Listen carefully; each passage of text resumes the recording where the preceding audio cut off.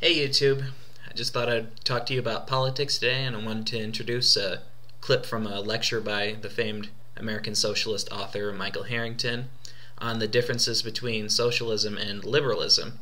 And I think even though that this clip was recorded over 30 years ago, it's extremely relevant to our political climate today. So without further ado, here's Michael Harrington on socialism versus liberalism. I want to talk about socialism tonight, and to talk about it particularly because in recent times there has been more and more discussion of the idea among young people. We've seen John Kenneth Galbraith in a book on the Democratic Party advocate that liberals have to give up their fear of the idea of socialism. There is a concern with the idea, a new concern. And yet I think there is a great deal of imprecision and vagueness as to what it means.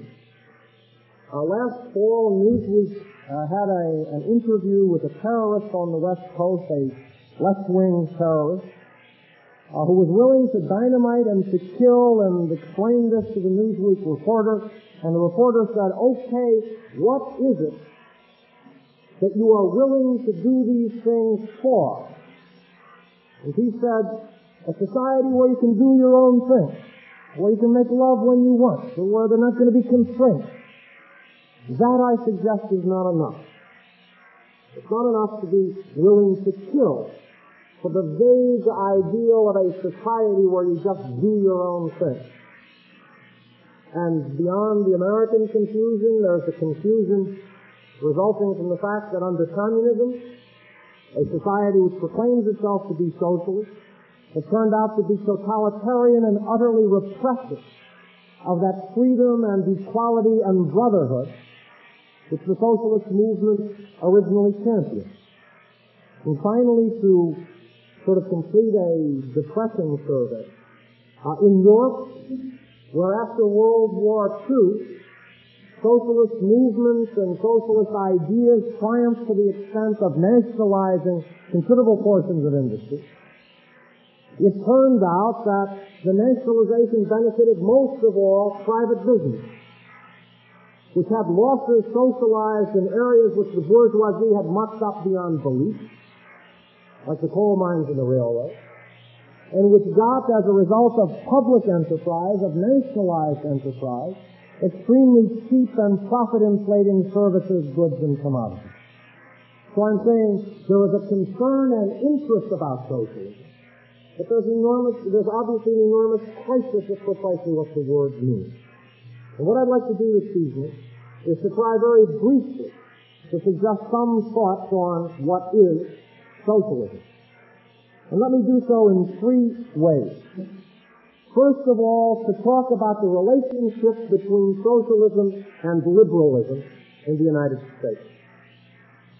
Secondly, to suggest to you some of the ways in which here and now it is necessary to go beyond the welfare state. Why the very best of welfare states is not enough. And thirdly and finally, to propose very briefly why it is necessary on a world scale to go beyond the world market. Why these ideas, which apply to the United States, ultimately have to apply to the entire globe. So first of all, let me talk a bit about socialism and liberalism. And I do so for a very important reason. What I want to make as my main point this evening is that liberalism is not enough. That one has to go far beyond the reform of capitalist society. But since I want to make that my main point, I feel that I have to emphasize the value of liberalism, even as I propose to go beyond it. That is to say, to derive the accomplishments of liberalism.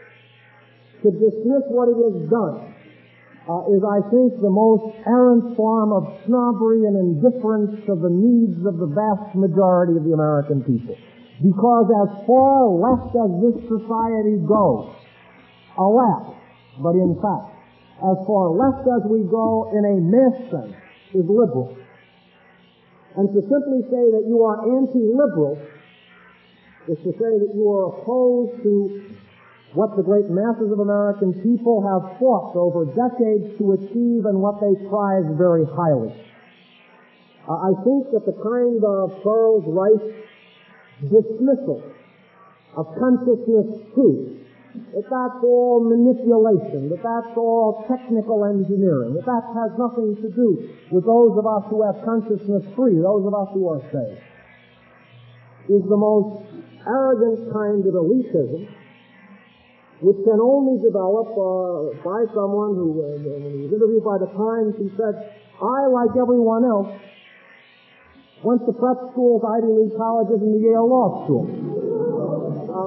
The problem is, as yet in our society, with all the progress we have made, everyone has not quite had that experience. And what I want to emphasize in terms of Rice, but I think there's lots that's very good and important that he's saying, that this movement is saying, that those college-educated and privileged people who can get consciousness free now have to understand that the vast majority of the American people don't have enough. That they don't have enough income, they don't have enough medicine, they don't have decent housing, and that therefore politically to dismiss the needs of the majority in the name of the psyche of a minority which is privileged is irresponsible and irrelevant to the society. And therefore, the struggle, let us say, right now, initiated by Walter Reuther, initiated by George Meade, for national health insurance, is something extremely important and crucial in this society. That is something we can get within the next several years. That is something worth struggling for. In that sense, liberalism is very much on the agenda in the United States, and as a socialist, as between liberalism and conservatism, I am for liberalism and against conservatism, and believe that liberal baiting is the work of conservatives and of some ultra-leftists who often unwittingly aid them. More than that, I want to suggest in terms of liberalism in this society, that the mass movement out of which there is any hope of developing a socialist mass movement. And I think it is axiomatic that a socialist movement is a democratic movement with a small d, a majority movement.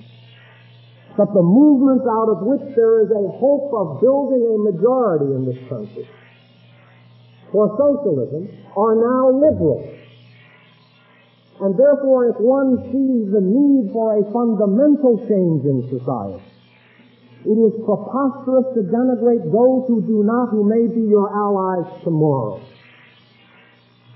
And in terms of that analysis, I suggest to you that the overwhelming majority of American working people, and I do not idealize them, I do not suggest that they are bronze proletarians with the little Lenin library in their hip pocket, and that they are just screaming at the revolution which Meany keeps them from making. That is a kind of fantasy that you hear around the society. It is not true. But the actual living, breathing, working people in this society with their problems of income and medicine and housing are right now the largest and most decisive and important single force for domestic social reform. And I say that despite the fact that I disagree fundamentally with the official position of the AFL-CIO on the question of Vietnam. And I think that was tragically wrong.